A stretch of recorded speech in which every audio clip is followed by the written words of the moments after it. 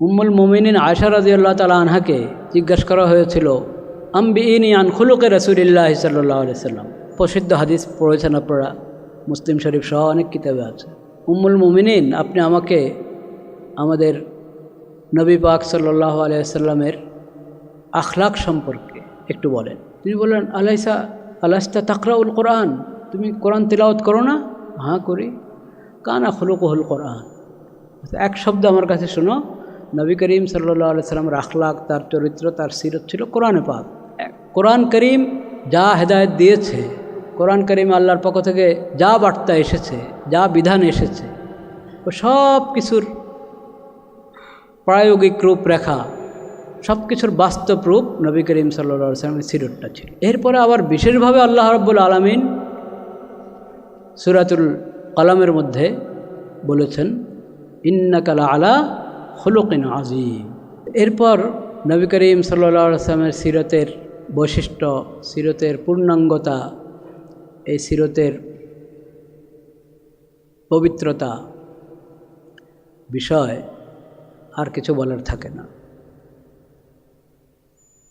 আল্লাহ রাব্বুল আলামিন যখন সাক্ষ্য দিয়ে দিয়েছেন, আল্লাহ যার আখলাকের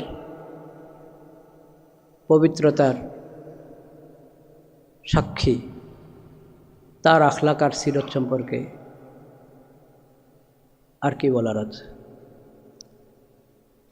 এবং আল্লাহ রাব্বুল আলামিন নবী করিম সাল্লাল্লাহু আলাইহি ওয়াসাল্লামের পুরো জীবনটাকে আল্লাহর বান্দাদের জন্য উত্তম এবং নির্ভুল আদর্শ হিসাবে ঘোষণা করে দিয়েছেন। সূরাতুল আহজাবের যে আয়াত, ওটাও প্রসিদ্ধ আয়াত, সবাই শুনে থাকি, তেলাওয়াত করে থাকি, পড়ে থাকি। লাকাদ কানা লাকুম ফি রাসূলিল্লাহি উসওয়াতুন হাসানা লিমান কানা ইয়ারজুল্লাহ ওয়াল ইয়াউমাল আখির ওয়া যাকারাল্লাহ কাসীরা। নবী করিম সাল্লাল্লাহু আলাইহি ওয়াসাল্লামের পুরো জীবনটাই আমাদের জন্য উত্তম এবং নির্ভুল আদর্শ। আমি আমার জিন্দেগির যে কোনো অঙ্গনে আমি কোনো নমুনা খুঁজি, নমুনা চাই, সেটা নবী করিম সাল্লাল্লাহু আলাইহি ওয়াসাল্লামের সিরতের মধ্যে পেয়ে যাব। তো আমি কথা শুরু করেছি যে নবী করিম সাল্লাল্লাহু আলাইহি ওয়াসাল্লামের সিরতে, পবিত্র সিরতের অনেক বৈশিষ্ট্য। দুই একটা আলোচনা করে আমি কথা শেষ করব ইনশাআল্লাহ। একটা বৈশিষ্ট্য হলো, এটা নির্ভুল। নবী করিম সাল্লাল্লাহু আলাইহি ওয়াসাল্লামের সিরত আদর্শটা কি? নির্ভুল, এতে কোনো ভুল নাই। এবং এই আদর্শ, এটার মধ্যে কোনো ধরনের অস্পষ্টতা, বক্রতা, অসম্পূর্ণতা নেই। এবং কোনো দিন দুনিয়ার কোনো একটা বিভাগ এমন নাই যে ওই ক্ষেত্রে নবী করিম সাল্লাল্লাহু আলাইহি ওয়াসাল্লামের সিরত থেকে কোনো হেদায়েত আমি পাচ্ছি না, নমুনা পাচ্ছি না, এরকম কোনো বিষয় ছিল না, এখনও নেই, সামনেও থাকবে না। কিয়ামত পর্যন্তের জন্য নবী করিম সাল্লাল্লাহু আলাইহি ওয়াসাল্লামের সিরতকে আল্লাহ তাআলা উসওয়ায়ে হাসানা ঘোষণা করেছেন সবার জন্য। এজন্য যেই যুগের মানুষে হোক, যেই শ্রেণীর মানুষে হোক, যেই পেশার মানুষে হোক, সে এখান থেকে তার প্রয়োজনের খোরাক সে নিয়ে যেতে পারবে, তার হেদায়েত সে এখান থেকে গ্রহণ করতে পারবে।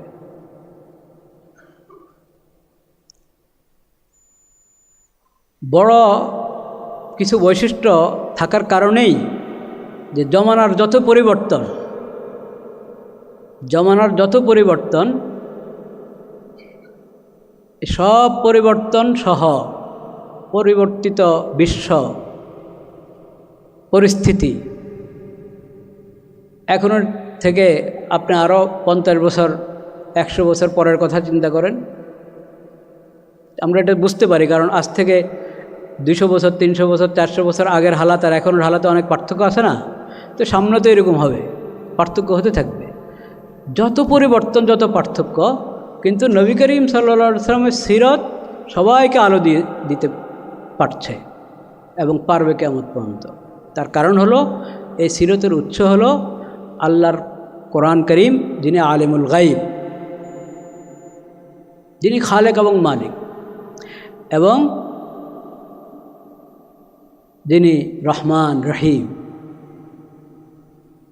সেজন্য নবী করিম সাল্লাল্লাহু আলাইহি ওয়াসাল্লাম এর সিরতটা যেহেতু কোরআন কেন্দ্রিক এবং শরীয়ত কেন্দ্রিক, যে শরীয়ত আল্লাহর পক্ষ থেকে এসেছে।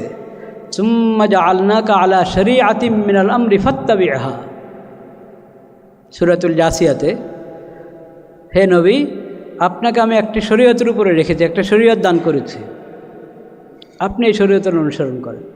সেই শরীয়তটাই হলো নবী করিম সাল্লাল্লাহু আলাইহি ওয়াসাল্লামের সুন্নাত। তো শরীয়ত আল্লাহর পক্ষ থেকে, কোরআন আল্লাহর পক্ষ থেকে, আর আল্লাহ হলেন আলিমুল গায়ব আহকামুল হাকিমিন।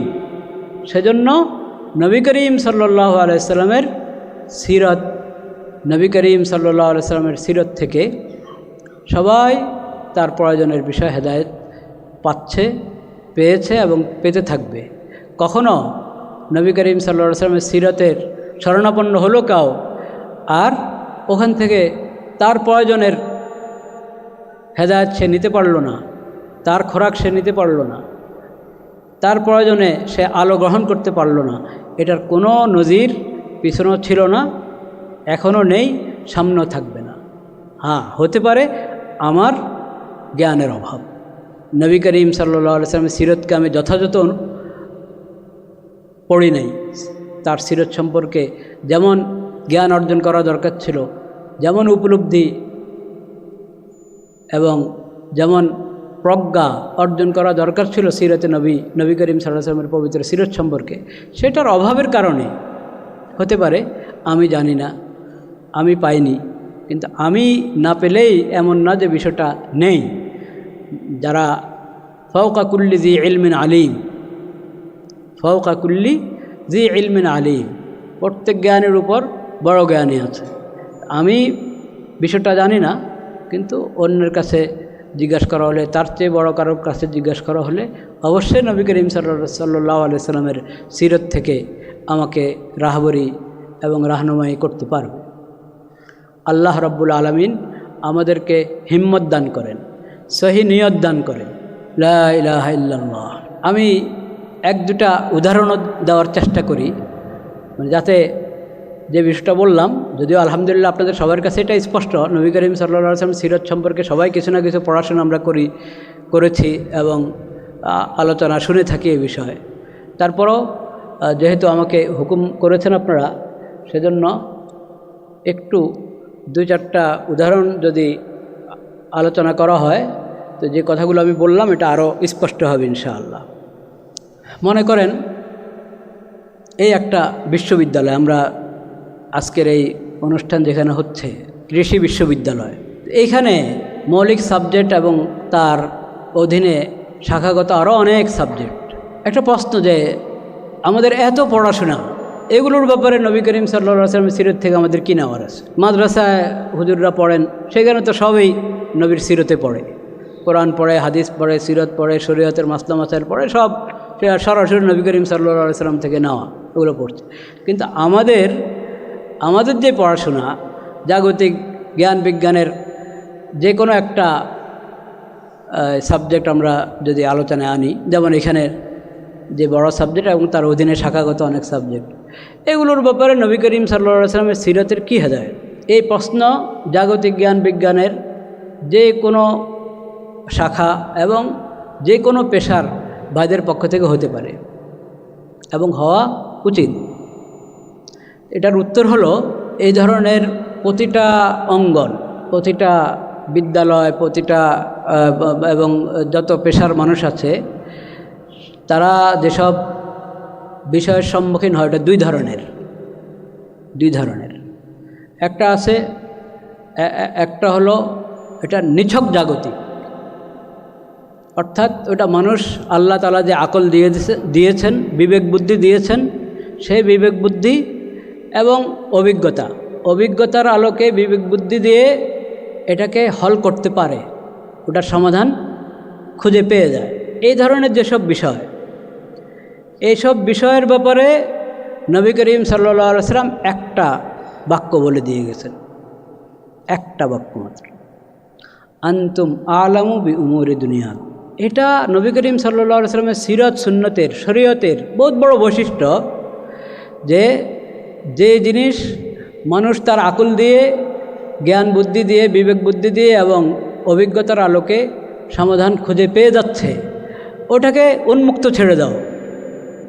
ওটাকে আমি বিধান দিয়ে ওটাকে বিভিন্ন সুন্নত দিয়ে আটকাবো না।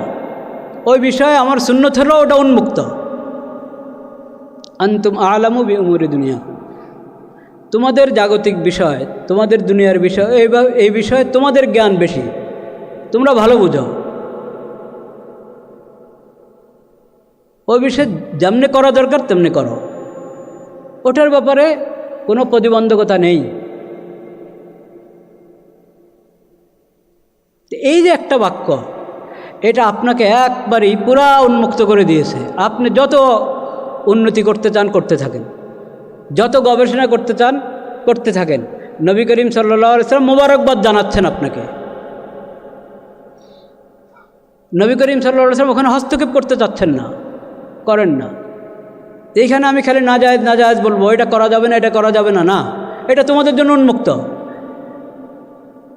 তোমরা উন্নতি করতে থাকো। এটা নবী করিম সাল্লাল্লাহু আলাইহি ওয়াসাল্লামের সুন্নতের এবং সিরতের অনেক বড় একটা মৌলিক বিধান, মৌলনীতি। এটা আনতুম আলামু বি উমুরি দুনিয়া। এইখানে না না করে করে মানুষের ময়দানকে সংকুচিত করে দেওয়া, সীমাবদ্ধ করে দেওয়া, এটা নবী করিম সাল্লাল্লাহু আলাইহি ওয়াসাল্লাম কখনো পছন্দ করেন নাই। এটাকে পুরো উন্মুক্ত রেখেছেন। আপনি এটার মধ্যে আপনি এবার ডাক্তারি চিকিৎসা বিজ্ঞানের কথা বলেন, চিকিৎসা বিজ্ঞান নবী করিম সাল্লাল্লাহু আলাইহি ওয়াসাল্লাম ওই যুগের যে চিকিৎসা ছিল, সেই চিকিৎসার অনেক কিছু নবী করিম সাল্লাল্লাহু আলাইহি ওয়াসাল্লাম জানতেন, স্বাভাবিকভাবে জানতেন। ওই সময়ের চিকিৎসা বিজ্ঞানের কথা বলছি আমি। এবং নবী করিম সাল্লাল্লাহু আলাইহি ওয়াসাল্লামের কাছে পুরা আরবের বিভিন্ন অঞ্চল থেকে, আরও বাইরের থেকে যারা আসতেন, তারাও বিভিন্ন সময় কোনো সাহাবী অসুস্থ, তারা বলছে যে এভাবে চিকিৎসা হতে পারে। নবী করিম সাল্লাল্লাহু আলাইহি ওয়াসাল্লাম নিজে অসুস্থ, তাকে পরামর্শ দিচ্ছেন এভাবে চিকিৎসা হতে পারে। নবী করিম সাল্লাল্লাহু আলাইহি ওয়াসাল্লাম কোনো সাহাবী অসুস্থ হলে খ্রিস্টান ডাক্তার হারিস ইবনে কালাদা সাকাফি তার কাছে পাঠিয়েছেন। কিন্তু চিকিৎসা বিজ্ঞানের মৌলিক যে কথাগুলো, কৃষি বিজ্ঞানের মৌলিক যে কথাগুলো, যেগুলোর মধ্যে আল্লাহর হেদায়েত দরকার, ওহির হেদায়েত দরকার, সেটা নবী করিম সাল্লাল্লাহু আলাইহি ওয়াসাল্লাম নিজেই সব বলে দিয়ে গেছেন। কারণ ওখানে ওহির নির্দেশনা দরকার আছে, ওটাকে ছাড়েন না নবী করিম সাল্লাল্লাহু আলাইহি ওয়াসাল্লাম, ওটা বলেছেন। অতিরিক্ত যেটা মানুষ নিজের আকল দিয়ে, অভিজ্ঞতা দিয়ে সমাধান করতে পারবে, ওটাকে এক কথা বলে দিয়েছেন, আনতুম আলামু বি উমুরি দুনিয়া। এবং সেটা ওখানে অন্যদের মতামতকে নবী করিম সাল্লাল্লাহু আলাইহি ওয়াসাল্লাম মূল্যায়ন করতেন সবসময়, নিজের মতের দিকে সবাইকে আসতো। এই জন্য চিকিৎসা বিজ্ঞান উনি বলেন নাই, উনি যেটা হয়তো বলবেন যে তুমি এটা গ্রহণ করতে পারো, এই চিকিৎসা গ্রহণ করতে পারো, ওটার মধ্যে সীমাবদ্ধ করে দেন নাই কখনো। এটা নবী করিম সাল্লাল্লাহু আলাইহি ওয়াসাল্লাম সিরতের অনেক বড় বৈশিষ্ট্য। আপনারা ভালো বোঝার কথা, মানে যে পয়েন্টটা হয়তো আমি এত সুন্দর করে এটাকে ফুটিয়ে তুলতে পারি নাই, কিন্তু মৌলিক কথাটা আমি আরজ করেছি। এটা সিরতের বড় একটা বৈশিষ্ট্য, যে যেটা উন্মুক্ত থাকা দরকার ওটাকে নবী করিম সাল্লাল্লাহু আলাইহি ওয়াসাল্লাম সীমাবদ্ধ করেন। আর যেখানে ওহির হেদায়েত দরকার, ওহির নির্দেশনা দরকার, সেখানে ঠিকই নবী করিম সাল্লাল্লাহু আলাইহি ওয়াসাল্লাম নির্দেশনা দিয়ে দিয়েছেন। এজন্য আপনি যে কোনো পেশার কথা বলেন, যে কোনো বিদ্যার কথা বলেন, সেখানেই খোঁজ করলে হাদিসের মধ্যে, সিরতের মধ্যে রাহবরি আমরা পেয়ে যাব ইনশাআল্লাহ।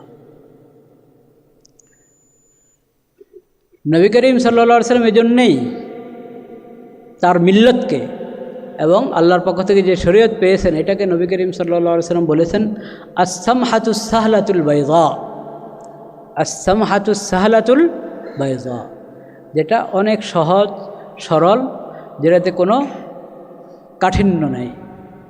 আর দিন ইউসর, সহজ, কঠিন কোনো কিছু নেই।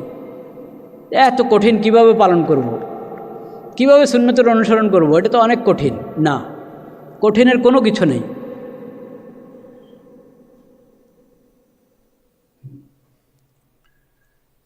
লা ইলাহা ইল্লাল্লাহ, লা ইলাহা ইল্লাল্লাহ, লা ইলাহা ইল্লাল্লাহ।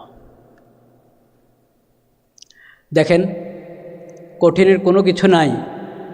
আর যা আমাদের উপর হারাম করা হয়েছে, ওগুলো কোন ধরনের জিনিস হারাম করা হয়েছে? মানুষের প্রয়োজন, কিন্তু শরীয়ত হারাম করেছে, আপনি কিছু খুঁজে পাবেন না। বরং নবী করিম সাল্লাল্লাহু আলাইহি ওয়াসাল্লামের যার সিরত নিয়ে আজকে আলোচনা, তার বৈশিষ্ট্য কোরআন পাকের মধ্যে আল্লাহ তাআলা বলেছেন, ইউহিল্লু লাহুমুত তাইয়্যিবাত ওয়া ইউহাররিমু আলাইহিমুল খাবাইস। যা পবিত্র, যা ভালো, যা উপকারী, তা এই নবী হালাল করে দেন, আল্লাহর পক্ষ থেকে তা হালাল ঘোষণা করেন। ওয়া ইউহাররিমু আলাইহিমুল খাবাইস, যেটা অপবিত্র, গান্দা, অশ্লীল, ক্ষতিকর, কষ্টদায়ক, ওটা হারাম করেন। তো নীতিয়ে নবী করিম সাল্লাল্লাহু আলাইহি ওয়াসাল্লামের আল্লাহ তাআলা তার সিফত বর্ণনা করছেন যে এই নবী হালাল করেন, হালাল ঘোষণা করেন সকল পবিত্র এবং ভালো উপকারী সব কিছুকে, এবং হারাম ঘোষণা করেন যত ক্ষতিকর, যত খারাপ, গান্দা সব কিছুকে। কার পক্ষ থেকে? আল্লাহর পক্ষ থেকে, স্পষ্ট কথা। এজন্য এখানে কঠিনের কোনো কিছু নেই। যেমন নবী করিম সাল্লাল্লাহু আলাইহি ওয়াসাল্লাম আরবিতে কথা বলতেন। আপনি কখনো এই মশালা শুনেছেন যে আরবিতে কথা বলা সুন্নত? শুনেন নাই। যদি শুনে থাকেন ভুল শুনেছেন কারো কাছে। আরবিতে কথা বলা সুন্নত, এটা মশালা নাই। অথচ নবী সাল্লাল্লাহু আলাইহি ওয়াসাল্লাম আরবিতে কথা বলেছেন সবসময়। নবী করিম সাল্লাল্লাহু আলাইহি ওয়াসাল্লাম এর খাবার অভ্যাস যে ছিল একবারই স্বাভাবিক ছিল, একবারই স্বাভাবিক।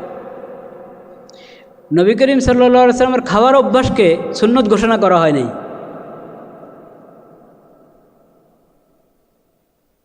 নবী করিম সাল্লাল্লাহু আলাইহি ওয়াসাল্লাম খাবার অভ্যাস যদি সুন্নত ঘোষণা করা হতো, তাহলে কী অবস্থা হতো আমাদের? মাসকে মাস গিয়েছে, ঘরে উম্মুল মুমিনিনদের ঘরে আগুন জ্বলে নাই। আগুন জ্বলে না এর মানে ভাতের তো প্রশ্নে আসে না, ভাত তো সেখানে তেমন তখন ওটা চালের ছিলই না, তেমন চালের অস্তিত্ব ছিল না তা না, কিন্তু রেওয়াজ ছিল না তেমন একটা। হলে রুটি, জবের হকার, কিন্তু তাও আগুন জ্বলছে না, তো এর মানে রুটিও না, কি পানি আর খেজুর, সেটা কখনো আছে কখনো আছে না, আছে কখনো নাই, এই অবস্থা। কেন? এ না যে কোনো নবী করিম সাল্লাল্লাহু আলাইহি ওয়াসাল্লাম আর্থিক সংকট, সবসময় আর্থিক সংকট ছিল তা না। আল্লাহ তাআলা অনেক দান করেছেন নবী করিম সাল্লাল্লাহু আলাইহি ওয়াসাল্লামকে, কিন্তু নবী করিম সাল্লাল্লাহু আলাইহি ওয়াসাল্লাম দান করতে থাকতেন, উম্মুল মুমিনিনরা দান করতে থাকতেন, এত দান করতেন যে পরে দেখা যায় ঘরে হয়তো আজকে খেজুর দরকার, যে কয়জনের জন্য যে পরিমাণ খেজুর দরকার সেটাও হয়তো নাই, শুধু পানি আছে, বা খেজুর আছে আর পানি আছে।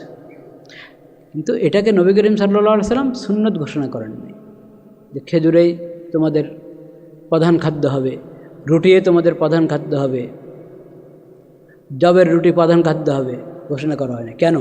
এটা কঠিন হয়ে যাবে।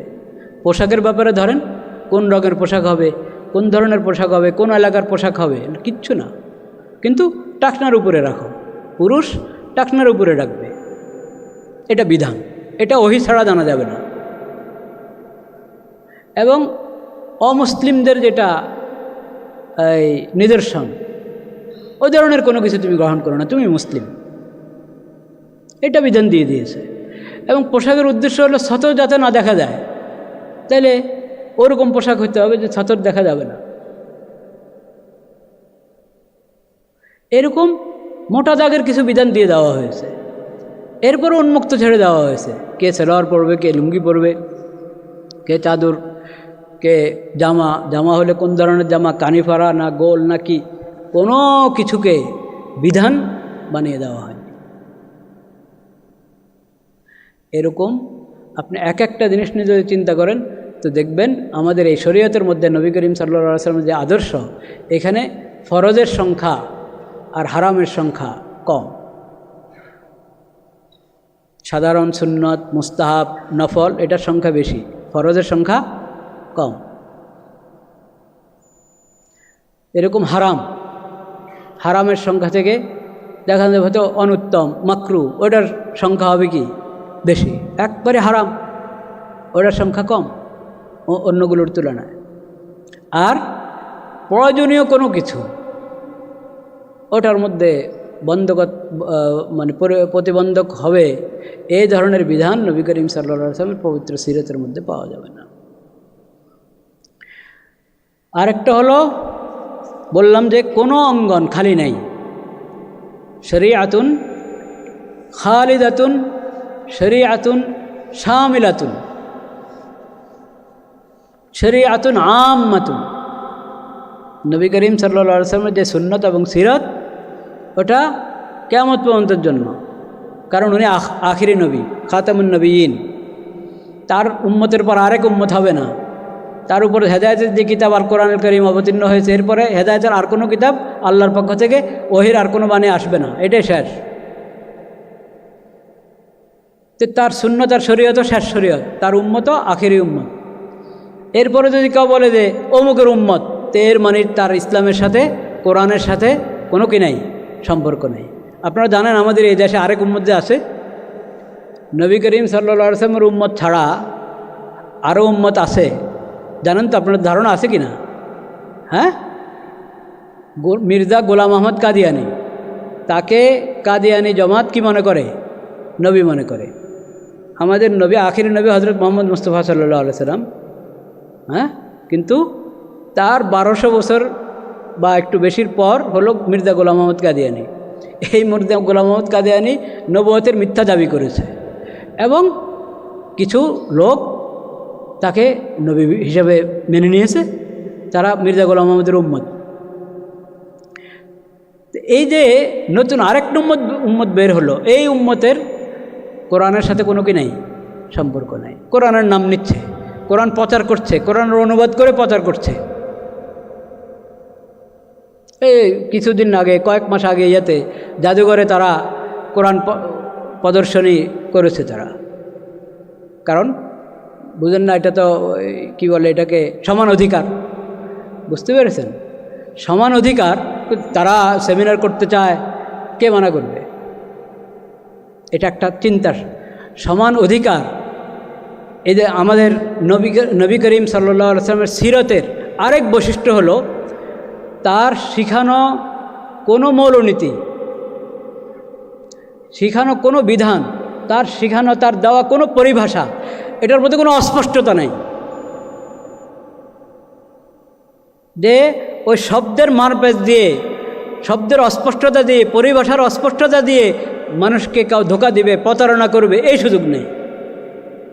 সব আলহামদুলিল্লাহিল্লাযী আনজালা আলা আবদিহিল কিতাব ওয়ালাম ইয়াজআল লাহু ইওয়াজা, ওয়ালাম ইয়াজআল লাহু ইওয়াজা। কোনো ধরনের বক্রতা, কোনো ধরনের অস্পষ্টতা, কোনো ধরনের কোনো খুঁত ত্রুটি এখানে খুঁজে পাবে না এই সিরতের মধ্যে, এই শরীয়তের মধ্যে, আল্লাহর অবতীর্ণ করা এই কোরআনের মধ্যে। তো সমান অধিকার, এটা একটা পরিভাষা, এটা কোরআনের পরিভাষা না, নবী করিম সাল্লাল্লাহু আলাইহি ওয়াসাল্লামের সিরত এবং সুন্নতের পরিভাষা না। এই জন্য এটার মধ্যে অনেক অস্পষ্টতা। সমান অধিকারের ব্যাখ্যা করেন আপনি বসে বসে, এক একজন এক এক ব্যাখ্যা করবে। কাকে বলে সমান অধিকার? একটা পরিভাষা আপনি দিচ্ছেন, তাহলে এটার সঠিক ব্যাখ্যাও তো দিতে হবে, সঠিক মর্ম দিতে হবে। সমান অধিকার আপনি বলবেন প্রত্যেকে তার মতাদর্শ, তার মতবাদ, তার চিন্তা চেতনা, ওটা আপনার করার, তবলিগ করার, প্রচার প্রসার করার অধিকার রাখে। আচ্ছা, যদি এই কথা আপনি দলিল দিয়ে সাব্যস্ত করতেই পারেন যে সবার অধিকার আছে, আমি এখন ওই তর্কে দিলাম না, কিন্তু আমি বলতে, তবলিগের অধিকার আছে, প্রতারণা করার অধিকার আছে, প্রতারণার অধিকার আছে।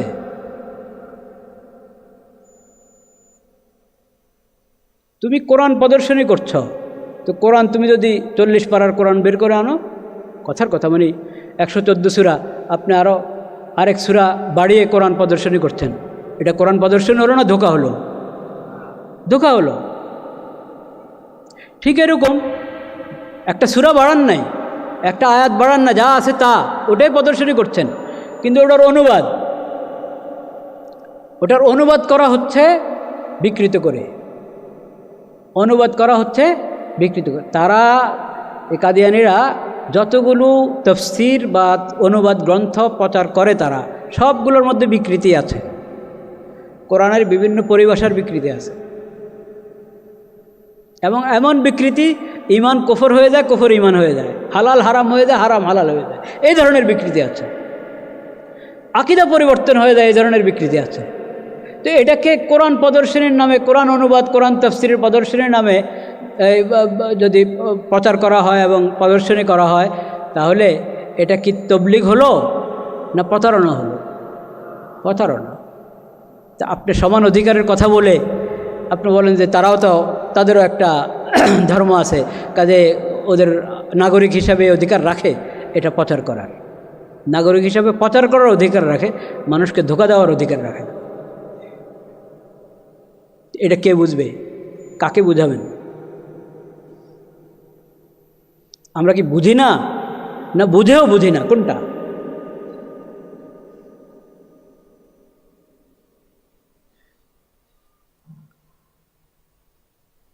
লা ইলাহা ইল্লাল্লাহ, লা ইলাহা ইল্লাল্লাহ, লা ইলাহা ইল্লাল্লাহ। যখন এই প্রসঙ্গটা এসেছেই তা আমি আর একটা কথা বলে দিই।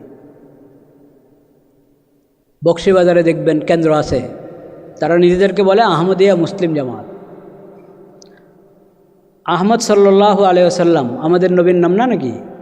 ওয়া মুবাশশিরাম বিরাসূলিন ইয়াতি মিন বাদি ইসমুহু আহমদ, ওয়া মুবাশশিরাম বিরাসূলিন ইয়াতি মিন বাদি ইসমুহু আহমদ। ঠিক পড়েছি আয়াতটা? তাই আহমদ নবী করিম সাল্লাল্লাহু আলাইহি ওয়াসাল্লামের নাম, মোহাম্মদ নবী করিম সাল্লাল্লাহু আলাইহি ওয়াসাল্লামের নাম। আহমদ সাল্লাল্লাহু আলাইহি ওয়াসাল্লাম মোহাম্মদ সাল্লাল্লাহু আলাইহি ওয়াসাল্লামের সাথে কোনো সম্পর্ক নাই কাদিয়ানি জামাতের। তারা আহমদের অনুসরণ করে না, তারা তো গোলাম আহমদের উম্মত। আবার তারা তাদের উপাসনালয়, খেয়াল করবেন আমি কি কথা বলছি, উপাসনালয় বলেছি কিন্তু মসজিদ বলি নাই, কারণ কাদিয়ানীদের উপাসনালয় মসজিদ নয়।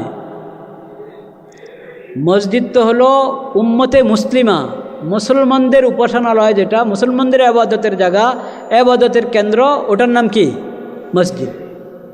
কাদিয়ানী মসজিদ বলবেন না আপনি কখনো, উপাসনালয়। তো কাদিয়ানীদের যে উপাসনালয়, ওখানে বকশীবাজারে ওখানে দেখবেন লেখা আছে, অন্য অন্য জায়গাও লেখা থাকে লা ইলাহা ইল্লাল্লাহ মুহাম্মাদুর রাসূলুল্লাহ। এটা প্রতারণা, এটা প্রতারণা। এই কালিমার উপরে তাদের ঈমান নয়, এই কালিমার উপরে তাদের ঈমান নয়। আপনি বলবেন লেখা আছে মুহাম্মাদুর রাসূলুল্লাহ, এরপর আপনি কি বলছেন? আপনি তাদের ধর্ম সম্পর্কে তাদের পড়াশোনা আছে, বকশীবাজার থেকে ছাপা বইগুলোর মধ্যেই পাবেন। আর মূল তো হলো গোলাম আহমদ কাদিয়ানির যে সমস্ত গ্রন্থ, যেগুলোকে সে ওহী বলে, আসলে ওহী না, সব হলো নিজের বানানো, নিজে বানিয়ে ওগুলোকে ওহী নাম দিয়েছে, ইলহাম নাম দিয়েছে।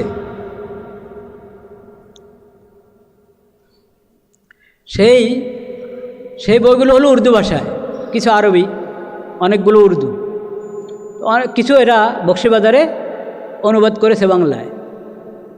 ওগুলো আপনার হাতে নাতে আমাদের কাছ থেকে দেখে নিতে পারবেন, খুলে দেখিয়ে দিতে পারবো আমরা। এই যে তারা যে কালিমা লিখে রাখে তাদের উপাসনালয়ে, ওখানে মুহাম্মদুর রাসূলুল্লাহ মানে আমাদের আখিরি নবী হযরত মুহাম্মদ মুস্তাফা সাল্লাল্লাহু আলাইহি ওয়াসাল্লামকে উদ্দেশ্য করে না তারা। কারণ তাদের ভয়ঙ্কর একটা কুফরি বিশ্বাস হলো যে আখিরি নবী হযরত মুহাম্মদ মুস্তাফা সাল্লাল্লাহু আলাইহি ওয়াসাল্লাম তিনি নাকি দ্বিতীয়বার আবার এসেছেন কাদিয়ানে। বলেন নাউজুবিল্লাহ।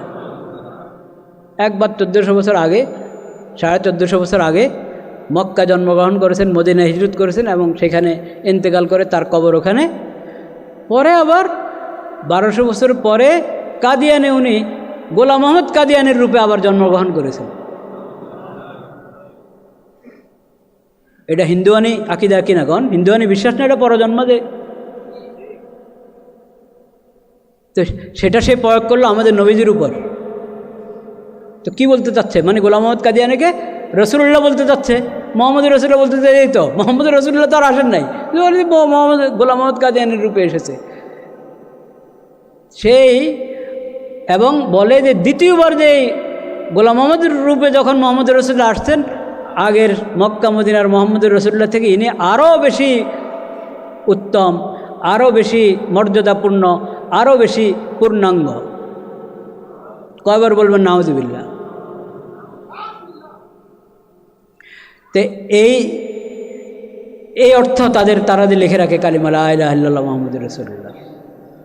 এই প্রতারণা সব আমরা সবর করছি, সব আমরা সবর করছি।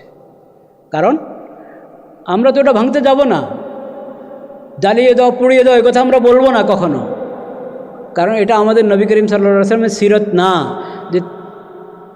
যেটা অনধিকার চর্চা করা, যেটা তোমার কাজ না, ওটা তুমি করবে না, ওটা প্রশাসনের কাজ। প্রশাসনের কাজ যে সে প্রতারণা বন্ধ করবে। আমরা কেন ওখানে দখল দেব? আমরা শুধু দাওয়াত দিতে পারি। আমরা দাওয়াতে দিচ্ছি, আমরা দাওয়াত দিচ্ছি যে আপনার আশেপাশে, আপনার ভার্সিটিতে, আপনার মহল্লায়, আপনার ভবনে, টাওয়ারে ওরা এসে তালিম করে চলে যাচ্ছে বকশীবাজার থেকে এসে, আপনার খবর নেই। আপনি যে টাওয়ার আছেন ওটার কয়েক ফ্ল্যাটের সাথীদেরকে জুমার দিন নিয়ে যাচ্ছে বকশীবাজার, ওখানে গিয়ে জুমার নামাজ পড়ছে। তো ওখানে নিয়ে বয়াত করে দিল আর আপনার খবর নাই। এই বয়াত, এটা কি বয়াত হলো নাকি জাহান্নামের টিকিট দেওয়া হলো? ভাইরা আমার, নবী করিম সাল্লাল্লাহু আলাইহি সাল্লামের সিরত নিয়ে আমরা সেমিনার করছি, এটা সৌভাগ্যের বিষয়, বহুত বড় বিষয়। বিশেষ করে যদি এই প্রেক্ষাপট আমাদের সামনে থাকে যে এই প্রতিষ্ঠানে এইভাবে প্রতিষ্ঠানের পক্ষ থেকে সিরত সেমিনার আর কবে হয়েছিল, সেটা যদি আপনি বিবেচনা রাখেন তো বুঝতে পারেন যে আজকের এই মজলিস কত বড় গুরুত্বপূর্ণ আমাদের জন্য, এই প্রতিষ্ঠানের জন্য। তো এটা বড় সৌভাগ্যের বিষয়। কিন্তু সিরত শুধু আলোচনার বিষয় না, সিরত শুধু আলোচনার বিষয় না, সিরত আমলের বিষয়। যদ্দুন্য এটা আলোচনার বিষয়, একটু বেশি হলো কি আমল। আলোচনা করতে হবে, আলোচনা করলেই তো পরস্পরে আলোচনার মাধ্যমে শিখবো, জানবো, বুঝবো, উপলব্ধি আসবে। কিন্তু আসল হলো এটা আমলের মধ্যে আসতে হবে। তা আমলের মধ্যে আসতে হলে এই পবিত্র সিরতের শত্রু হয়ে এই পবিত্র সিরতের নাম ব্যবহার করছে, রসুলের নাম ব্যবহার করছে, হ্যাঁ, অথচ রসুল্লাহ সাল্লামের কী পরিমাণ দুশ্মন। আমরা সাহাবায়ে কেরাম বলি হযরত মুহাম্মদ মুস্তাফা সাল্লাল্লাহু আলাইহি ওয়াসাল্লামের সাহচর্য অর্জন করেছেন যারা, তাদেরকে সাহাবী বলে নাকি? তো ওরা তো গোলাম মোহাম্মদ কাদিয়ানী সাহচর্য যারা অর্জন করছে তাদেরকে সাহাবী বলে। আমরা নবী করিম সাল্লাল্লাহু আলাইহি ওয়াসাল্লামের স্ত্রীদেরকে উম্মুল মুমিনিন বলি, তারা তো গোলাম মোহাম্মদ কাদিয়ানীর স্ত্রীকে উম্মুল মুমিনিন বলে।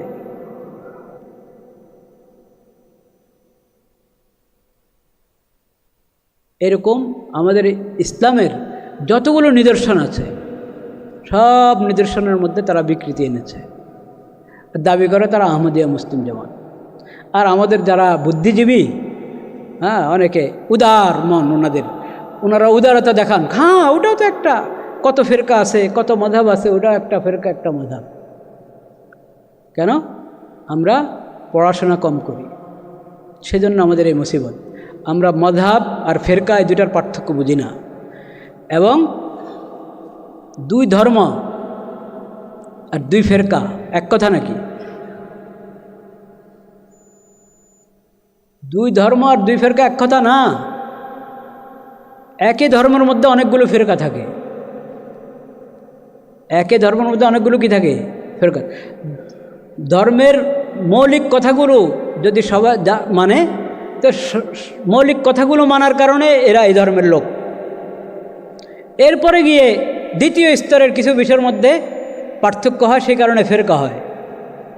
মাযহাব কোত্থেকে? মাযহাব আরও একই ফেরকা, এক ফেরকা, কয়েকটা মাযহাব। আপনারা চারটা মাযহাবের নাম শুনেছেন, হানাফি মাযহাব, মালিকি মাযহাব, শাফিঈ মাযহাব, হাম্বলি মাযহাব, ঠিক না? এই চার মাযহাব চার ফেরকা না। এই চার মাযহাব হলো আহলুস সুন্নাত ওয়াল জামাত, একটা ফেরকা। আহলুস সুন্নাত ওয়াল জামাত আসলে ফেরকা বলা যায় না, আহলুস সুন্নাত ওয়াল জামাত হলো মূলধারা, যেটা সাহাবায়ে কেরাম থেকে চলে আসছে। ওই মূলধারাটা হলো আহলুস সুন্নাত ওয়াল জামা। ওই আহলুস সুন্নাত ওয়াল জামার মধ্যে হলো চারটা মাযহাব। প্রত্যেক মাযহাবের অনুসারীরাই আহলুস সুন্নাত ওয়াল জামাতের লোক, সবাই হকের উপরে আছে। সবাই হেদায়েতের উপর আছে, সবাই রাস্তা আছে যে রাস্তা নবী করিম সাল্লাল্লাহু আলাইহি ওয়াসাল্লাম সাহাবা কেরামকে রেখে গেছেন। এখন আপনি তাহলে 4টা মাযহাব কেন সেটা বুঝতে হবে, বোঝার চেষ্টা করতে হবে। সেটার জন্য একদম একটা সেমিনার করেন। 4 মাযহাব আহলে সুন্নাত ওয়াল জামাতের অন্তর্ভুক্ত, আর ফিরকা আহলে সুন্নাত ওয়াল জামাতের বাইরে আহলে সুন্নাতের রাস্তা থেকে যারা বিচ্ছিন্ন হয়ে গেছে, আলাদা হয়ে গেছে, সেগুলো হলো ফিরকা। খারেজি ফিরকা, মুতাজিলি ফিরকা, শিয়া ফিরকা। শিয়া তো কি ভয়ঙ্কর রূপ ধারণ করেছে এখন ওই দেশে। শিয়াদের মধ্যে অনেক ফিরকা আছে। শিয়ার কিছু কিছু ফিরকা এরকম আছে, শিয়ারাও তাদেরকে মুসলমান মনে করে না, মুসলমান মনে করার উপায় নেই। এই যে বাশার আসাদ যে তার পতন ঘটলো, ওই বাশার আসাদ এটা শিয়াদের মধ্যে মানে ওই একটা নুসাইরি একটা ফিরকা আছে, ওই নুসাইরি ফিরকা একবারে সম্পূর্ণ বেঈমান, ইসলামের গণ্ডি থেকে পুরা বাইরে। ইরান শিয়া দেশ জানেন আপনারা, সেই ইরানিরাও তাদেরকে আপনার এই সংখ্যালঘুর মধ্যে ধরে। নুসাইরি শিয়ার একটা ফিরকা, কিন্তু এমন ভয়ঙ্কর যে ইরানিরা শিয়া হওয়া সত্ত্বেও তাদেরকে সংখ্যালঘুর মধ্যে ধরে, সাধারণ শিয়ার মধ্যে ধরে না। ওই নুসাইরি ছিল এই বাশার আসাদ এবং তার বাপ হাফেজ আসাদ। ফিরকা হলো ওরা, মানে মৌলিক আকিদা। এখন এদের নুসাইরি মৌলিক আকিদা মানছে না। শিয়াদের মধ্যে যারা ইসলামের মৌলিক আকিদা মানে, এরপর আহলে সুন্নাত ওয়াল জামাত থেকে আলাদা হয়েছে, ওরা মানে ইসলামের গণ্ডিতে কোনো রকম আছে, কিন্তু অনেক ধরনের গুমরাহি তাদেরকে পেয়ে বসেছে। এটা হলো ফিরকা। কিন্তু এই ফিরকা যদি আপনার দূরে সরতে সরতে ইসলামের মৌলিক শিক্ষা থেকে দূরে সরে যায়, তাহলে আর মুসলিমে না সে। তাহলে একটা মাযহাব, এখানে না হকের কোনো কিছু নাই। মাযহাব 4টাই আহলে সুন্নাত ওয়াল জামাতের মধ্যে শামিল, আর ফিরকা হলো আহলে সুন্নাত থেকে বাইরে। আর ইসলামের মৌলিক শিক্ষা, ইসলামের মৌলনীতি, মৌলিক আকিদা, মৌলিক বিধান, ওখান থেকে যে দূরে সরবে সে হলো ইসলামের গণ্ডি থেকে বের হয়ে গেছে। 1000 বর্ষে মুসলিম দাবি করো। পার্থক্য হলো কোনো হিন্দু দাবি করে না যে সে মুসলিম, কোনো খ্রিস্টান বলে না যে আমি মুসলিম, কোনো ইহুদি বলে না আমি মুসলিম, কিন্তু এরা হলো এমন ভয়ঙ্কর মুনাফিক যে ইসলামের গণ্ডি থেকে দূরে থাকা সত্ত্বেও, কুফরি মতবাদ পোষণ করা সত্ত্বেও নিজেদের কুফরিগুলোকে দাবি করে যে এটাই ইসলাম। বলেন নাউজুবিল্লাহ। এরা হলো মূলত মুলহিদ এবং জিন্দিক, যার যে কুফরি বিশ্বাস পোষণ করে তারপরও নিজেকে মুসলিম দাবি করে এবং তার কুফরিগুলোকে বলে যে এটাই কোরআন, এটাই হাদিস, এটাই সুন্নত। বলেন নাউজুবিল্লাহ। নবী করিম সাল্লাল্লাহু আলাইহি সাল্লাম যে সুন্নত এবং যে আদর্শ আমাদেরকে রেখে গিয়েছেন আমাদের কাছে, ওটার মধ্যে এসব স্তর পার্থক্য আছে। যে ইখতিলাফ, মতভিন্নতা, এই মতভিন্নতা কী জিনিস আপনি উদারতা দেখিয়ে এই কথা বলবেন যে ওটাও একটা ধর্ম, ওই ধর্ম অনুযায়ী যদি চললো সে নাজাত পেয়ে যাবে, আল্লাহকে পেয়ে যাবে, জান্নাত পেয়ে যাবে। না, এই উদারতা নয়। এটা হলো এক ধরনের আপনার ইসলামের ব্যাপারে মানে এরকম শৈথিল্য যেটা মুনাফিকের মধ্যে চলে যায়। দেখেন, অমুসলিম যারা, তাদের হক আমাদের নবীদের সুন্নতের মধ্যে, সিরতের মধ্যে আছে কি নাই? আছে। ইসলাম ছাড়া অন্য কেউ অমুসলিমদেরকে হক দিতে পারে নাই, দেওয়ার ওদের যোগ্যতাও নাই। ইসলাম একমাত্র দিন, যেহেতু এটা পূর্ণাঙ্গ দিন, নবী করিম সাল্লাল্লাহু আলাইহি ওয়াসাল্লামের সিরত, পবিত্র সিরত, পূর্ণাঙ্গ সিরত। এজন্য নবী করিম সাল্লাল্লাহু আলাইহি ওয়াসাল্লামের সিরতের মধ্যে, তার শরীয়তের মধ্যে, তার উপর যে কোরআন অবতীর্ণ হয়েছে সেই কোরআনের মধ্যেই সকল অমুসলিমের হক আছে। কিন্তু অমুসলিমের হক থাকা মানে এ না যে নন ইসলামকে ইসলাম বলা, না, ওটা ইসলাম নয়, সে অমুসলিম। আল্লাহর পক্ষ থেকে আদিষ্ট সে ইসলাম গ্রহণ করার জন্য। সে যদি গ্রহণ না করে তো সে যেহেতু আদম সন্তান, আল্লাহর সৃষ্টি, আল্লাহর বন্দা, কিন্তু বন্দা হয়েও বন্দিগি করে না, আল্লাহর বন্দা হয়েও বিদ্রোহী হয়ে আছে। তারপর আল্লাহ বলে যে তার চূড়ান্ত পাকাড় আমার কাছে হবে আখিরাতে। দুনিয়াতে সে যদি অন্যের উপরে জুলুম না করে, তার ইজ্জত আবরু নিয়ে তার জানমালের নিরাপত্তা আমার শরীয়তে দেওয়া আছে। আল্লাহ কোরআনে দিয়েছেন, নবী সাল্লাল্লাহু আলাইহি ওয়াসাল্লাম হাদিসের মধ্যে দিয়েছেন, সাহাবায়ে কেরাম খোলাফায়ে রাশিদিন ওটাকে প্রতিষ্ঠিত করে দেখিয়েছেন। খোলাফায়ে রাশিদিনের পরে শত শত বছর পর্যন্ত মুসলিম আমিরুল মুমিনিন যারা ছিলেন তারা ওটা বাস্তব নমুনা দেখিয়ে গিয়েছেন। তো আমরা অনেকে উদারতা মনে করি হলো যে সবগুলোকে সমর্থন দিতে হবে, অনুমোদন দিতে হবে। না, অনুমোদন দেওয়া না দেওয়া এটা আমার অধিকার কি? ওটা তো আল্লাহর কাজ। আল্লাহ তাআলা ইসলামকে বলেছেন এটা ইন্নাদ-দীন ইনদাল্লাহিল ইসলাম, সবাইকে ফরজ করেছেন সব মানুষের উপরে যে ইসলাম গ্রহণ করো, না করলে তুমি ভিন্ন রাস্তায় আসো, তোমার এটা হিসাব দিতে হবে আখিরাতে। আর দুনিয়াতে যদি তুমি অন্যের উপরে জুলুম না করো তাহলে তোমার সুন্দরভাবে থাকার অধিকার আছে, জানমালের নিরাপত্তা আছে। যদি আরেক জায়গায় জুলুম করো তো জুলুমের যে বিচার সে বিচার হবে তোমার। এটা হলো কথা।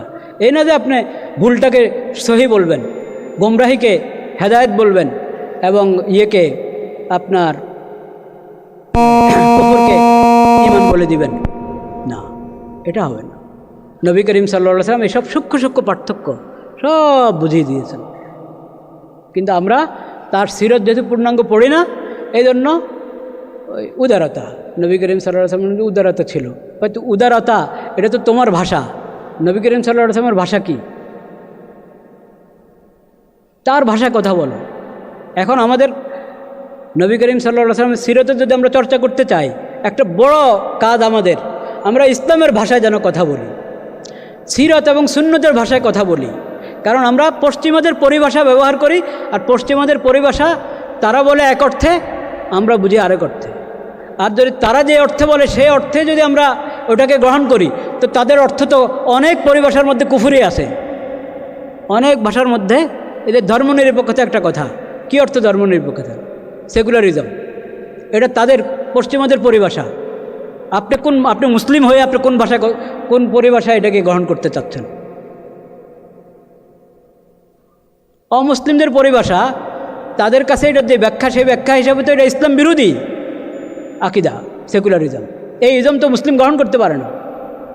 এখন আপনি এটার নিজস্ব একটা ইসলামী ব্যাখ্যা দাঁড় করাবেন, তো এর চেয়ে ভালো আপনি ইসলামের ভাষায় কথা বলেন। প্রত্যেক পশ্চিমা পরিভাষার বিপরীতে তাদের হাজার বছর আগে যখন তারা ঘুমিয়েছিল, এর আগ থেকে এসব পরিভাষা কোরআনে আছে। এই যে কী নাম ওটার, আকওয়ামে মুত্তাহাদা, কি জাতিসংঘের মধ্যে মানবাধিকারের একটা তালিকা আছে। হ্যাঁ, কবে আপনারা সভ্য হয়ে এই মানবাধিকারের তালিকা পেশ করছেন? আর আমাদের নবীজি বিদায় হজের মধ্যে মক্কা বিজয় হওয়ার সময়, ফাতে মক্কার সময় যে মানবাধিকারের তালিকা দিয়ে দিয়েছেন উম্মতের হাতে, সেটা আপনাদের খবর আছে? তো মানবাধিকারের চর্চা নবী সাল্লাল্লাহু আলাইহি ওয়াসাল্লাম সিরত থেকে নেবেন না? আমাদের সিরত চর্চা অসম্পূর্ণ হয়ে থাকে। আমরা নবী করিম সাল্লাল্লাহু আলাইহি ওয়াসাল্লামকে জিন্দেগির এক অঙ্গনে আদর্শ মনে করি, আরেক অঙ্গনে আদর্শ মনে করি না। এটা অন্যায়, অনেক বড় অন্যায়। এটা অনেক বড় অন্যায়। এটা কুফরি অন্যায়, কুফরি পর্যায়ের অন্যায়। নবী করিম সাল্লাল্লাহু আলাইহি ওয়াসাল্লামকে জিন্দেগির সকল শাখায়, রাষ্ট্রনীতিতে, পররাষ্ট্রনীতিতে, সমাজে, ঘরে, বাইরে, অফিসে, আদালতে, সব জায়গায় আদালত চলবে পশ্চিমাদের আইনে। মসজিদের মধ্যে আমি যখন আসবো তখন আমি মুসলমান না, এটা হয় না। এটা সব রীতি কথা। আমার লা ইলাহা ইল্লাল্লাহ মুহাম্মাদুর রাসূলুল্লাহ, আমার আশহাদু আল্লা ইলাহা ইল্লাল্লাহ ওয়া আশহাদু আন্না মুহাম্মাদুর রাসূলুল্লাহ, এটার মধ্যে আদালতও আছে, সংসদ ভবনও আছে, বঙ্গভবনও আছে, এটাতে মসজিদও আছে, আমার ঘরও আছে, বাড়ি আছে, আমার দোকানও আছে, আমার ব্যাংক আছে, শেয়ার বাজার আছে, সব কিছু এটার মধ্যে আছে, সব কিছু এটার মধ্যে আছে। আচ্ছা, অনেক লম্বা হয়ে গেল কথা, আমি দুঃখিত।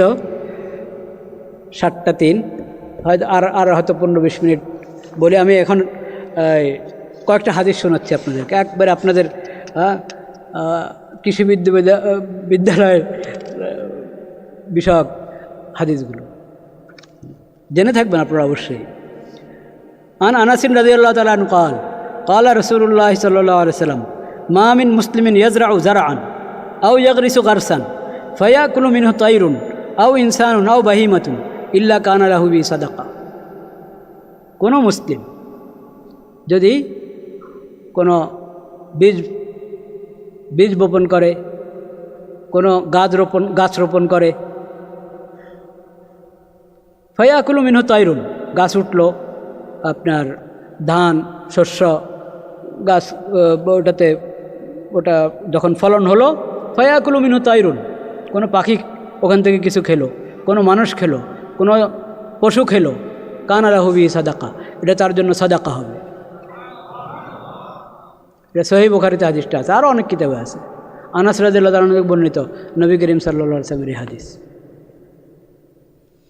দেখেন, আপনি বলবেন যে এটা তো একটা সাধারণ একটা নসিহত, কিন্তু আরও সূক্ষ্মভাবে নবী করিম সাল্লাল্লাহু আলাইহি ওয়াসাল্লাম বলেছেন।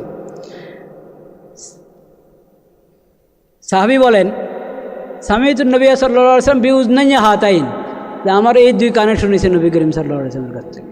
মানে উনি বলতে চাচ্ছেন আমি অন্যের মাধ্যমে শুনুন নাই, সরাসরি শুনেছি। মান নাসাবা সাজারাতান, যে একটা বৃক্ষ দাঁড় করালো, একটা গাছ রোপণ করে, ফাসাবারা আলা হিফজিহা, একটা গাছ রোপণ করার পর ওটাকে সংরক্ষণের জন্য সবর করেছে সে। চিন্তা করেন, সবর। এর মানে এটা যে একটা প্রক্রিয়া, এদিকে ইঙ্গিত করলেন কিনা? ফাসাবারা, সে ধৈর্য ধরে এটাকে সংরক্ষণ করলো, এটার যত্ন নিল। ওয়াল কিয়ামি আলাইহা হাত্তা তুসমিরা, এক পর্যায়ে গিয়ে ওটার মধ্যে ফল আসলো। কানা লাহু ফি কুল্লি শাইইন ইউসাবু মিন সামারাতিহা সাদাকাতুন ইনদাল্লাহি আযজা ওয়া জাল।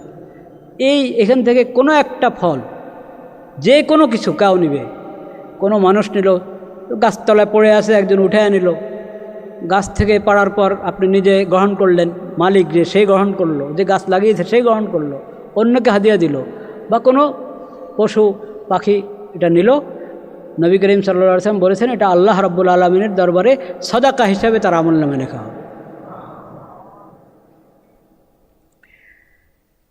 নবী করিম সাল্লাল্লাহু আলাইহি ওয়াসাল্লাম অন্য হাদিসে বলেছেন, ইন কামাতিস সাআ ওয়া ফি ইয়াদি আহাদিকুম ফাসিলা, একটা চারা রোপণ করছো তুমি, এখন এই মাটির নিচে ঢুকাবা এটাকে, এই সময় একবারে আওয়াজ শুরু হয়ে গেছে কিয়ামতের, যে কিয়ামত শুরু হয়ে গেছে।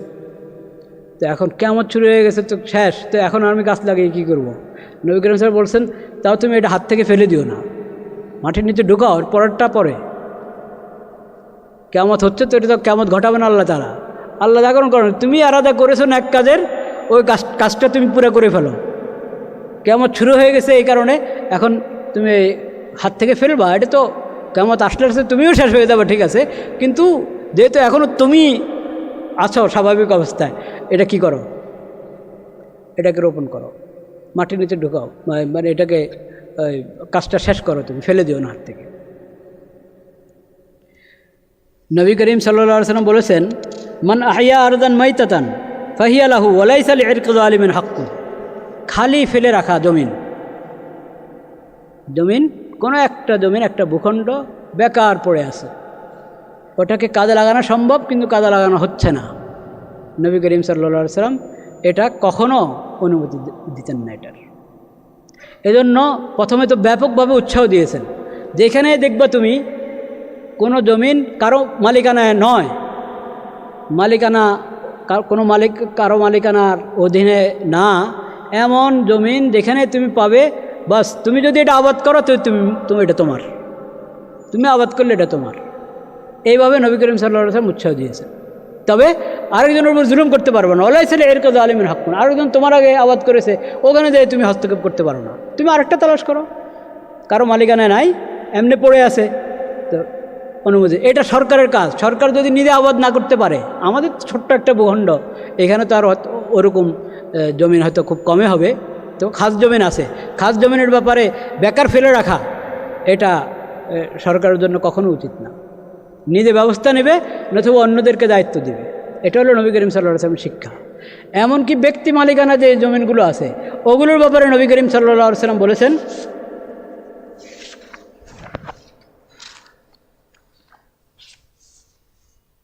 ব্যক্তি মালিকানার জমিনের মধ্যে মান কানাত লাহু আরজুন, মান কানাত লাহু ফজলু আরদিন ফালিয়াজরাহা আও লিয়ামনাহা আখাহু ফাইন আবা ফালিয়ুমসিক আরজাহু। মান কানাত লাহু ফজলু আরদিন, তোমার অতিরিক্ত জমিন আছে, তুমি এটা ফসল করে ইয়ে করতে পারছো না, ওখানে ভবন করে ভাড়া দিবা। ওই জামানায় তো এটার খুব একটা ইয়ে ছিল না, রেওয়াজ ছিল না। আর অনেক লম্বা লম্বা টাওয়ার উঠানো, ভবন উঠানো, এটা নবী করিম সাল্লাল্লাহু আলাইহি ওয়াসাল্লাম কখনো উৎসাহ দেন নাই। এটা তার সিরতের আরেকটা দিক। যারা মানে অর্থনীতি সম্পর্কে এবং যাবতীয় এই নতুন বিশ্বের, ডিজিটাল বিশ্বের যত বিষয়কে আমরা এখন খুব গুরুত্বের সাথে লক্ষ্য করি, মনে করি যে এটা আধুনিক একটা চিন্তা এসেছে, একটা ভালো দিক এসেছে, এই সব কিছু আপনি দেখবেন 1450 বছর আগে নবী করিম সাল্লাল্লাহু আলাইহি ওয়াসাল্লাম সিরাতের মধ্যে বলা আছে। যারা মানে ওরা হলো গভীর চিন্তার অধিকারী, যারা মানে না ওরা হলো স্থূল চিন্তার অধিকারী।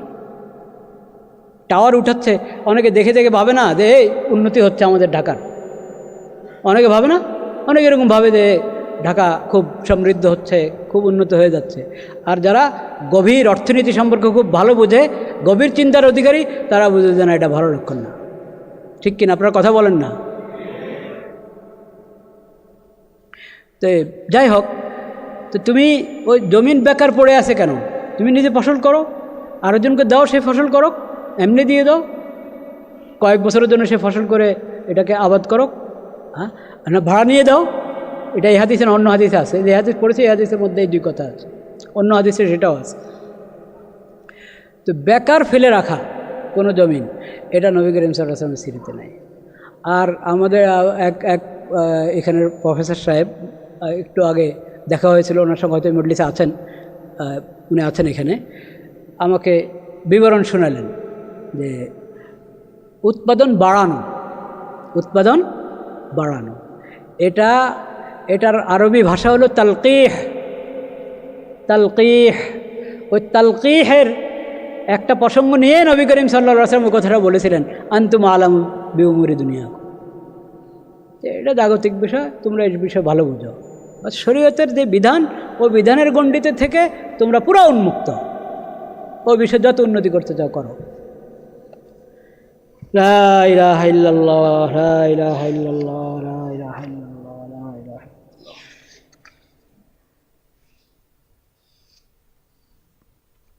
নবী করিম সাল্লাল্লাহু আলাইহি ওয়াসাল্লামের সিরাতের মধ্যে আল্লাহর সব মখলুকের হক আছে, আল্লাহ সব মখলুকের হক আছে, এমনকি আল্লাহর জমিনেরও হক আছে। আল্লাহ সব মখলুক বলতে যত প্রাণী, যত জীব, সব কিছুর বিষয়ে নবী করিম সাল্লাল্লাহু আলাইহি ওয়াসাল্লামের শিক্ষা হলো ওটাকে কষ্ট দিবা না, তার যত্ন নাও। বিড়াল, কুকুর, ওগুলোর ব্যাপারেও নবী করিম সাল্লাল্লাহু আলাইহি ওয়াসাল্লাম শিখিয়ে গেছে। পিঁপড়া, নবী করিম সাল্লাল্লাহু আলাইহি ওয়াসাল্লাম বললেন যে পিঁপড়া কে ইয়ে করলো, এরকম আগুন জ্বালালো এখানে ইয়েতে, এটা তো ঠিক করো না তোমরা, আগুন দিয়ে শাস্তি তো আগুন যিনি সৃষ্টি করেছেন তিনি দিতে পারেন, তোমরা কিভাবে আগুন দিয়ে জ্বালালা? অন্য হাদিসে আছে একটা পিঁপড়া কষ্ট দিয়েছে, তো একটা পিঁপড়া কষ্ট দিয়েছে, সবগুলোকে মেরে ফেললা। যদি আশঙ্কা থাকে যে অন্যদেরকে এরকম কষ্ট দেবে, এখানে যে জায়গায় আমরা অবস্থান করছি সেখানে এগুলোকে দমন করা না হলে তাহলে মানুষের কষ্ট হবে, সেটা ভিন্ন এক কথা। কিন্তু কোনো প্রয়োজন ছাড়া এমনি পিঁপড়াগুলো সব মেরে ফেলবে, জ্বালিয়ে দিবে না, এটা হয় না। তা আপনি কোনো একটা কিছু পাবেন না, কোনো প্রাণী, কোনো জীবের ব্যাপারে, যে ওখানে নবী করিম সাল্লাল্লাহু আলাইহি ওয়াসাল্লাম কোনো হেদায়েত দেন না। একটা ওঁট, নবী করিম সাল্লাল্লাহু আলাইহি ওয়াসাল্লামের আনসারের একটা বাগানে প্রবেশ করেছেন, একটা ওঁট নবী করিম সাল্লাল্লাহু আলাইহি ওয়াসাল্লামকে দেখে কান্না শুরু করলো, তার চোখের পানি আসছে। নবী করিম সাল্লাল্লাহু আলাইহি ওয়াসাল্লাম তার ভাষা বুঝেছেন, আল্লাহ বুঝিয়ে দিয়েছেন, বা এত স্পষ্ট ছিল যে বুঝে ফেলেছেন তার ফেরাসত দিয়ে, তার চিন্তা শক্তি দিয়ে। নবী করিম সাল্লাল্লাহু আলাইহি ওয়াসাল্লাম খোঁজ নিলেন যে এই ওঁটটা কার। তো আনসারের এক যুবক এসে বললো, ইয়া রাসূলুল্লাহ, এটা তো আমার, দেখো তার যত্ন নাও। সে আমার কাছে অভিযোগ করছে যে তার যত্ন নেওয়া হয় না, তার যত্ন নাও, এটা তো আমানত আল্লাহর। নবী করিম সাল্লাল্লাহু আলাইহি ওয়াসাল্লাম এগুলোকে আমানতের মধ্যে ইয়ে করেছেন, অন্তর্ভুক্ত করেছেন। এই জন্য আল্লাহ তাআলা বলেছেন, ওমা আরসালনাকা ইল্লা রাহমাতাল লিল আলামিন, সবার জন্য রহমত, সবার জন্য রহমত। জালেমের জন্য রহমত, জালেমের জন্য রহমত। কিভাবে হবে রহমত? কার রহমত কিভাবে হবে সেটা বুঝতে হবে। জালেমের জন্য রহমত কি এটা যে তাকে জুলুম করতে দেওয়া? হ্যাঁ, তাকে ছেড়ে দেওয়া, জুলুম করতে থাকবে মানুষের উপরে, এটা জালেমের উপর রহমত না, জালেমের জন্য এটা ক্ষতি। হ্যাঁ,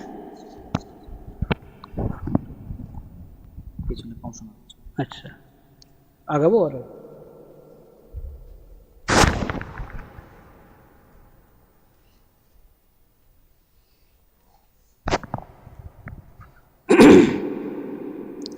জালেমের প্রতি সুবিচার এটা হবে না যে আপনি জালেমকে জুলুম করতে দিলেন। জুলুম করতে দেওয়াটা তার প্রতি অবিচার। জালেমের ব্যাপারে সুবিচার হবে যদি আপনি তাকে জুলুম থেকে দূরে সরান, জুলুম করতে না দেন। নবী করিম সাল্লাল্লাহু আলাইহি ওয়াসাল্লাম বলেছেন, উনসুর আখাকা জালিমান আও মাজলুমান, জালিমান আও মাজলুম, তুমি তোমার ভাইকে সাহায্য করো, সে জালেম হলেও তাকে সাহায্য করো, অত্যাচারী হলেও সাহায্য করো, আর অত্যাচারিত নির্যাতিত হলেও তাকে সাহায্য করো। ইয়া রাসূলুল্লাহ, যে মজলুম তার উপর তাকে সাহায্য করবো এটা তো বুঝলাম, জালেমকে সাহায্য কীভাবে করবো? তা খুজু বিয়া দেয় তা কুফু হু আনিজুল, তার দোনো হাত ধরো, তাকে জুলুম করতে দিও না, তাকে জুলুম করতে দিও না, তাকে জুলুম থেকে বিরত রাখো, বারণ করো জুলুম থেকে, জুলুম করা থেকে, এটাই তার সাহায্য। তো নবী করিম সাল্লাল্লাহু আলাইহি সাল্লাম এর সিরত জালেমের জন্য রহমত, মজলুমের জন্য রহমত, মজলুমের জন্য রহমত, মজলুমের পাশে দাঁড়ানোর জন্য নবী করিম সাল্লাল্লাহু আলাইহি সাল্লাম বলেছেন। জালেমের জন্য রহমত, জালেমকে জুলুম থেকে বিরত রাখার জন্য নির্দেশ দিয়েছেন, এই জন্য জালেমের জন্য রহমত। নবী দেখেন, মিষ্টি মিষ্টি কথা বলে এবং এই মানুষের সবার রুচি এবং চাহিদা মোতাবেক সুন্নত দিয়ে, বিধান দিয়ে সন্তুষ্ট করে দেওয়া মানুষকে, এটা অনেক সহজ, এটা অনেক সহজ। নবী করিম সাল্লাল্লাহু আলাইহি সাল্লামের সিরত এমন না। নবী করিম সাল্লাল্লাহু আলাইহি সাল্লাম মানুষের রুচি, মানুষের চাহিদা এটার দিকে খেয়াল করেন না, মানুষের ফায়দা কি, মানুষের জরুরত কি, ওটার দিকে খেয়াল করেন। কথাটা কি স্পষ্ট হয়েছে? নবী করিম সাল্লাল্লাহু আলাইহি সাল্লাম মানুষ হওয়ার কারণে তার মধ্যে অনেক সীমাবদ্ধতা আছে, অনেক দুর্বলতা আছে। মানুষ তার সীমাবদ্ধতার কারণে, দুর্বলতার কারণে এমন অনেক জিনিস চায় যেটা তার জন্য ক্ষতিকর।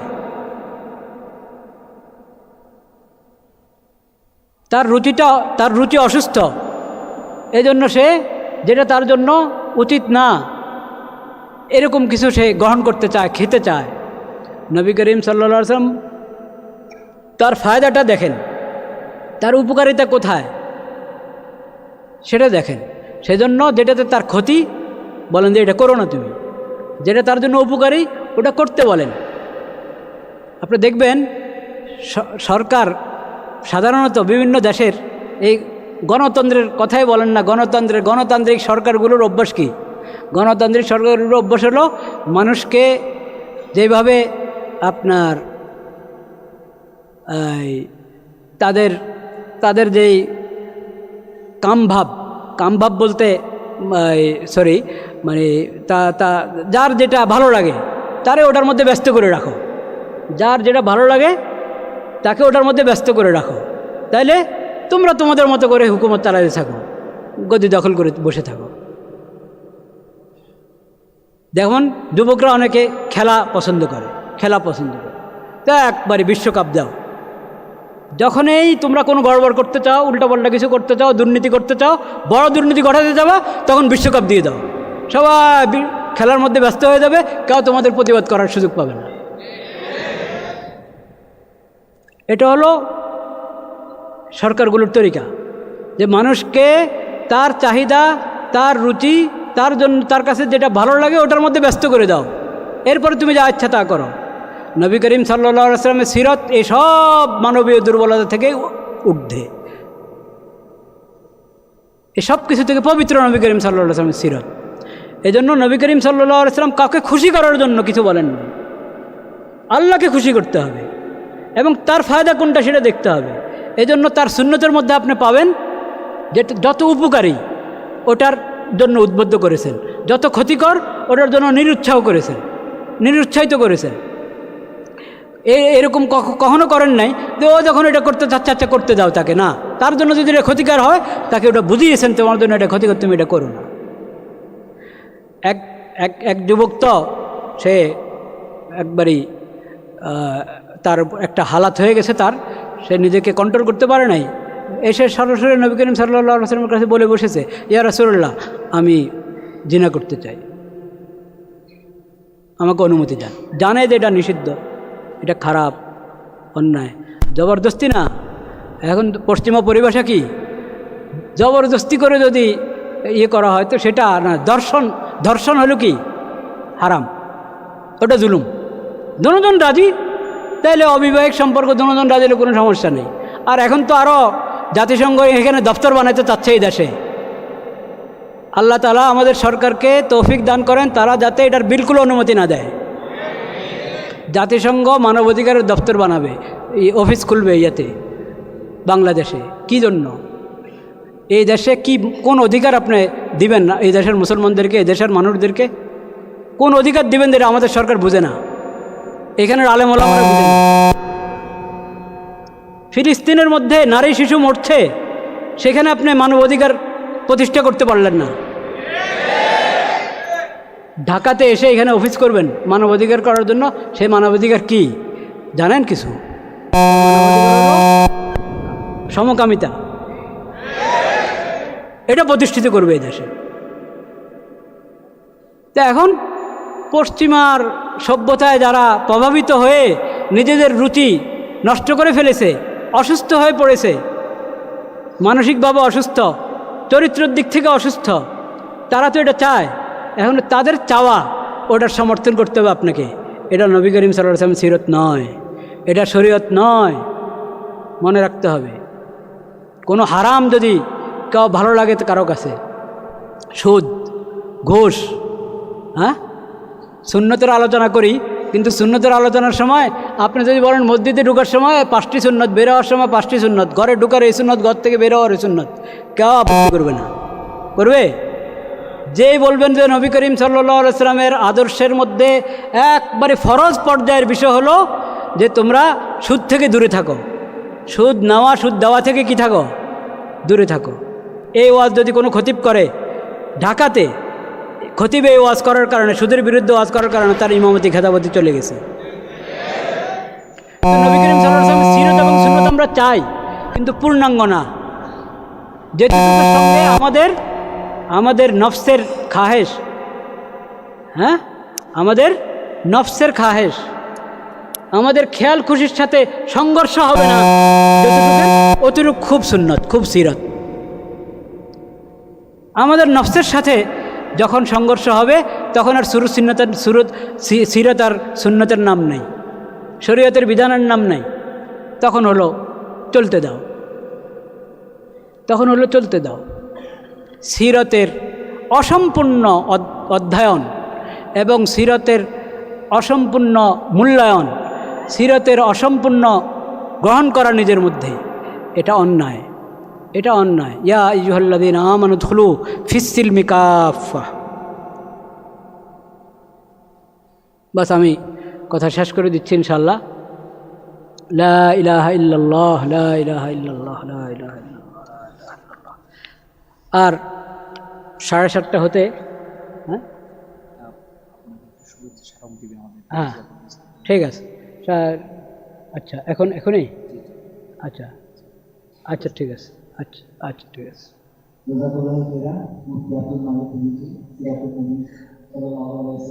বর্তমান সামাজিক প্রেক্ষাপট নিয়ে গভীর আলোচনা করার জন্য এই পর্যায়ে সম্মানিত শিক্ষক মণ্ডলীদের অনুরোধ করব মঞ্চে এসে হুজুরদের উত্তরীয় পরীক্ষা এবং সম্মাননা স্মারক হস্তান্তরে অংশগ্রহণ করার জন্য। থাক, এটা দেখানোর দরকার নেই, দিবেন ওনারা একটা হাদিয়া দিবেন, জাযাকাল্লাহ।